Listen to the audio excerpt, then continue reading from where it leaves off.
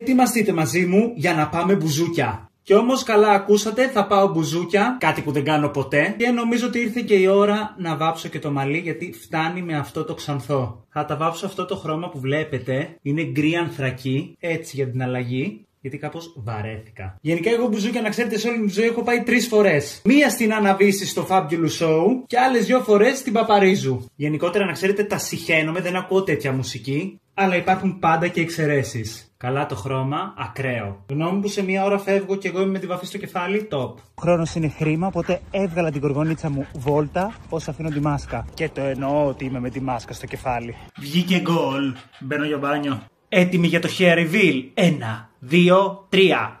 Ταραν! Έλα, πλάκα σας έκανα, δεν τα βάψα ακόμα μαύρα. Θα το κρατήσω λίγο ακόμα το ξανθό. Αυτό που έβαλα πριν ήταν μάσκα με χρώμα για να διώξει την κυτρινίλα που δεν την διώξε ποτέ. Παιδιά, δεν έχω καθόλου χρόνο, αλήθεια. Τόνερ.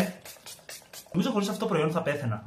Τα αυτιά ξέχασα να καταρρεύσω. Παιδιά, παίρνω μπατονέτες μόνο αυτές τις χοντρές που είναι για μόρα. Κρέμα ματιών θα βάλω αυτή εδώ πέρα που είναι από κύλις με βιταμίνη C. Βασικά είναι serum και είναι τέλειο, δεν υπάρχει. Είναι σαν να σου κάνει μπλερ στα μάτια.